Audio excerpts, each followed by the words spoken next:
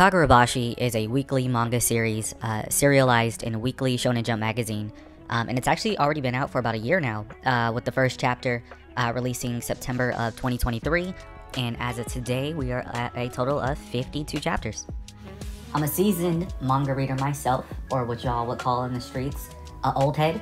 But with major series like Jujutsu Kaisen and My Hero Academia ending, if you're looking for a good substitute for these series, I am pleasantly glad to say that I am very impressed with this series.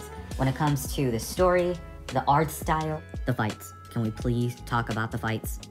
And please don't get me started on the characters. But I guess it's not all sunshine and rainbows. I guess not everybody is as enthusiastic as I am about the series. Roll the clip. 40K votes in total. Look, to me, I think it's pretty simple. This show, this manga is popular because of the memes. That's it. I think it's because I think it's really that simple. I'll read more Kagurabachi, but man, like it was really subpar. It was really subpar. I was very disappointed. I'm hearing this from the king himself, and I'm like, what? But it's okay, everybody. Not all of his criticisms were negative. But man, it was very subpar.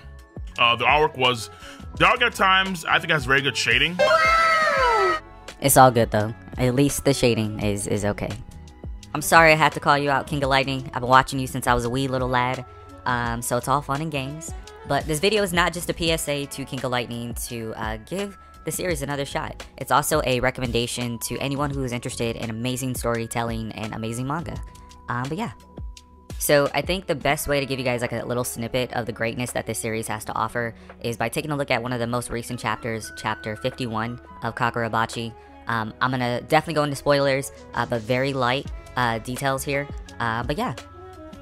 Chapter 51 starts off with a flashback of our main character Chihiro at age 14 practicing his sword skills. His father, Mr. Rakuhira, in just a few years in the story would be murdered in front of Chihiro by an organization named Hishaku for creating the Enchanted Blades. These are weapons with devastating mystical abilities. These blades would also be stolen by the sinister organization, which henceforth starts our main story. But in chapter 51, we see Chihiro is accompanied by his friend Mr. Shiba when a blind man appears.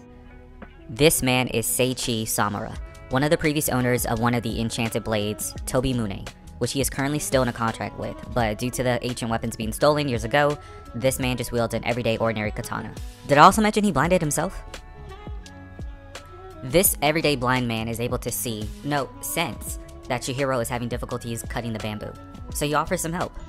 But before we get to that, it cuts to modern day time, where a modern day samurai has been cornered by the Hishaku, who have now set their sights on eliminating not just the creator of the mystical blades, but also the current wielders, who also have contracts with the stolen blades.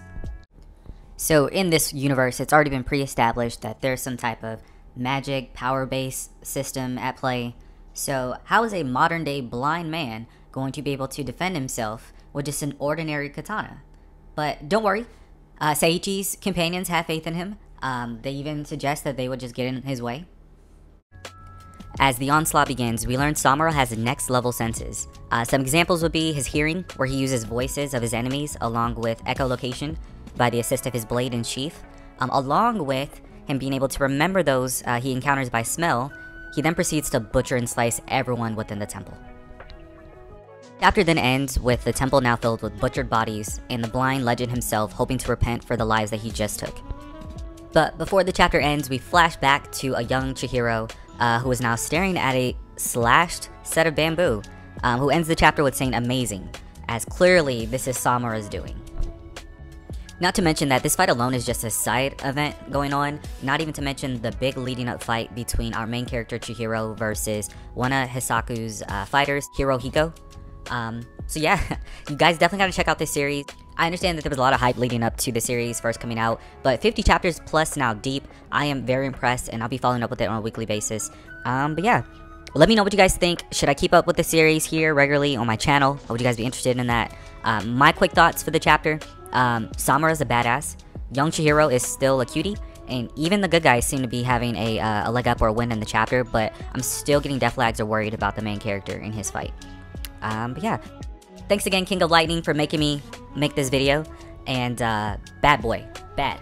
Read more before you make your impressions. And yeah, I'll see you guys for the next video, and peace.